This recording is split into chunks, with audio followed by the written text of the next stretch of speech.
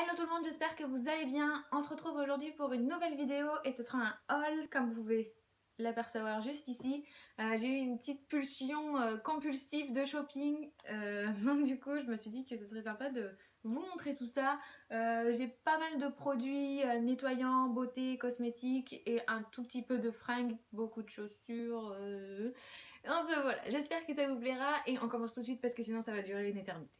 Donc je vais commencer avec Lush et comme je vous en avais probablement déjà parlé dans mes précédentes vidéos, j'avais envie de changer toute ma routine de soins pour le visage et pour le corps, tant qu'à faire. Mais là j'ai commencé pour le visage. Du coup je me suis vraiment tournée vers des produits naturels à base d'huiles essentielles. C'est une des marques aux produits naturels et non testés qui sont les plus abordables et surtout les plus simples à se procurer. Donc la première chose que j'ai achetée c'était vraiment pour l'utiliser en parallèle avec la Clarisonic que je vous avais présenté dans un précédent haul. Donc il me fallait vraiment un nettoyant pour le visage que je puisse utiliser avec la Clarisonic et dont je vois un peu les effets. Donc je me suis tournée vers un nettoyant dit solide. Il y a vraiment le choix chez Lush, soit liquide, soit solide. Là pour le coup c'était vraiment un nettoyant solide. Ils en ont que deux en tout cas dans les Lush français, il y en a que deux. Il y a celui au charbon, il me semble, contre les peaux grasses entre guillemets. Et il y a celui-ci, donc c'est le Fresh Pharmacy. Alors ça fait un petit moment que je l'ai acheté. Donc comment vous dire qu'il ne ressemble plus à rien, hein, il n'y en a plus du tout. Avant ça ressemblait à une barre quoi, comme on trouve dans les magasins Lush. Donc voilà, c'est vraiment un nettoyant génialissime. Il a des propriétés et des vertus anti-impureté et tout ça. Il nettoie très bien le visage et surtout il a une odeur délicieuse. Ça laisse le visage complètement propre. Et par exemple, moi je vais courir tous les jours et j'ai vraiment besoin, après avoir couru, de sentir que ma peau a été nettoyée en profondeur après avoir sué et tout ça. Et avec ce nettoyant plus la Clarisonic, je vois vraiment les effets et j'ai vraiment l'impression d'avoir le visage propre. Et c'est vraiment ce qui m'intéresse le plus. En complément du nettoyant, j'ai aussi pris l'eau tonique. Donc là, c'est l'eau d'arbre à thé. Donc pareil, elle a un peu vécu. Ça fait un moment que je m'en sers. Donc les packaging ont un peu vécu. Et elle est pratiquement vide. Il me tarde d'aller la racheter de suite. Je l'avais pris en petit format pour être sûre qu'elle me convienne tout simplement. Donc l'eau d'arbre à thé, c'est pareil, c'est reconnu pour ses vertus contre les impuretés, les petits boutons, tout ça. Donc voilà, je la trouve super top. Toujours pour rester dans les soins du visage, j'ai acheté la crème de jour et la crème de nuit. Alors, si on peut appeler ça comme ça parce qu'ils n'ont pas vraiment de jour-nuit chez eux, mais elle peut un peu s'en servir comme ça. Donc j'avais acheté Princesse de Neroli en crème de nuit. Donc c'est vraiment une crème ultra hydratante pour les peaux ultra sèches, sachant que là il y a eu une période où vraiment on est passé de l'été à l'hiver chez nous et il a fait extrêmement froid. Là maintenant c'est beaucoup plus doux et le soleil est revenu, mais vraiment il y a eu une période où ma peau a vraiment souffert. Donc c'était parfait.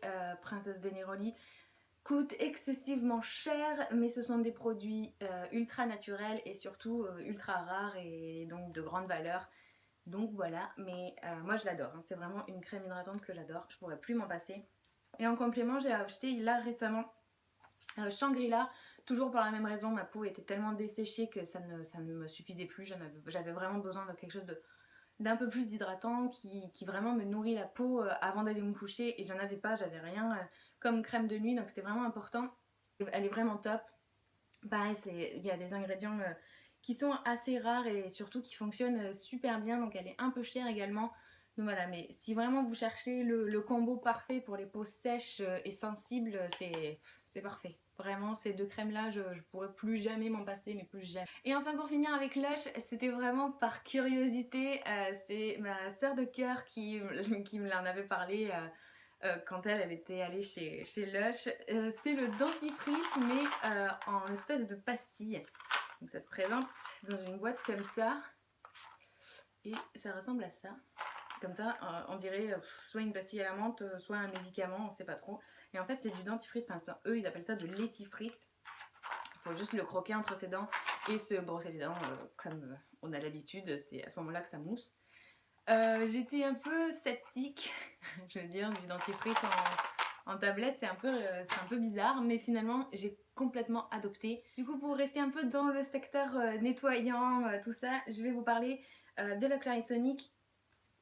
Donc comme vous le savez, c'est la Mia 2, je l'avais acheté sur eBay et je vous en avais parlé dans le haul quand je l'avais acheté. Et du coup, tout naturellement pour moi, je devais changer ma brosse, la petite brosse. Il conseille de la changer tous les 3 à 4 mois. Donc j'arrivais à mon 4e mois, donc je me suis dit que ce serait sympa de la changer, surtout que je me suis rendu compte qu'elle n'était pas du tout adaptée à ma peau. Quoi de plus naturel que d'aller sur eBay pour aller l'acheter. J'ai trouvé toutes les brosses, toute la gamme. Exactement pareil que ce qu'on peut trouver sur le site de Sephora par exemple. Pour qu'elle soit plus adaptée à ma peau, je l'ai pris en Delicate Skin. Et si vous allez sur le site de Sephora pour pouvoir vous renseigner, tout est noté. On va passer aux cosmétiques et donc avec Sephora, comme ça après on pourra se concentrer et se consacrer entièrement aux fringues et aux chaussures. Donc je suis allée chez Sephora et j'ai fait des folies. Donc on va y aller crescendo. J'ai d'abord acheté 2 masques tissus, donc je les ai déjà fait, donc ils sont vides. Désolée, mais j'ai gardé les emballages quand même pour vous les présenter. C'est des masques tissus que j'avais déjà testés, les bénéfices sont incroyables. Donc là, comme je disais précédemment, j'avais la peau extrêmement, c'est pas sèche, mais c'est sensible, elle me tirait vraiment, elle me faisait mal, je sentais vraiment que ma peau criait à l'aide. Donc j'ai pris le masque au miel qui est nourrissant, apaisant, et le masque à la rose qui est ultra hydratant, éclatant. Je vais vous en parler dans ma vidéo juste précédente, si normalement vous l'avez vu, de mon dernier tuto make-up exprès pour l'automne. Je suis complètement fan, je suis tombée complètement amoureuse du fond de teint de chez NARS, le Tear Glow pour être plus exact, et je pouvais pas m'empêcher de ne pas l'acheter. Ça a été vraiment, ce fond de teint pour moi c'est la perfection, c'est tout ce que je recherche dans un fond de teint. Autant le Urban Decay je l'adore, autant là le NARS il est génial si on veut vraiment une couvrance, une vraie, et garder quand même un teint naturel et pas effet plâtre. Enfin je sais pas quoi vous dire à part qu'il est absolument génial. C'est celui que je porte maintenant, c'est celui que je porterai pendant très très longtemps jusqu'à ce que je trouve encore mieux. Je l'ai même pas sorti de son emballage, il se présente comme ceci, hein, comme n'importe quel fond de teint j'ai envie de dire. Hop, la bouteille est comme ça. Et le seul inconvénient avec ce fond de teint de chez NARS, pas avec l'autre, parce qu'il y en a 2 différents, un pour les peaux un peu plus grasses, un pour les peaux un peu plus sèches. Et évidemment celui-là la pompe n'est pas fournie avec, donc il faut acheter la pompe avec. Donc la pompe c'est juste... c'est du marketing quoi, j'ai envie de dire. Hein, voilà. Comme d'habitude quand je vais chez Sephora, je ne peux pas m'empêcher de passer par le rayon Urban Decay, c'est ma bible, c'est vraiment mon QG, c'est mon truc, et là qui plus est j'en avais vraiment besoin parce que je n'avais, mais alors je suis à la fin de mon eyeliner, même le pinceau il me crie au secours, donc j'ai tout simplement racheté le eyeliner, c'est le Waterproof Liquid Eyeliner basique, le eyeliner à pinceau quoi, noir. Et ensuite j'en ai énormément entendu parler de cette teinte là, parce que bon les rouges à lèvres de chez Urban Decay ils sont plus à faire, leur réputation est complètement faite, mais voilà ils ont sorti la gamme mat cette année et il y en a un en particulier dont tout le monde parle et j'avais très envie évidemment de l'essayer moi aussi, hein. Donc c'est le Blackmail, c'est un rouge à lèvres donc mat et très foncé. Hop, idéal pour la saison. Il se présente comme ceci. Je vais vous faire. Et c'est un espèce de violet prune qui tire presque sur le noir. C'est une couleur absolument sublime. Je l'ai vu sur tout le monde. J'en ai entendu parler sur tous les blogs. J'avais qu'une envie, c'est de l'avoir. Et enfin chez Sephora je suis passée quand même au rayon Too Faced et j'en ai profité pareil parce que tout le monde en a parlé pour aller chercher des Melted. Voilà. J'avais très envie de les tester, j'avais très envie de tester le Nude, c'est des rouges à lèvres liquides, je pense que vous en avez entendu parler autant que moi.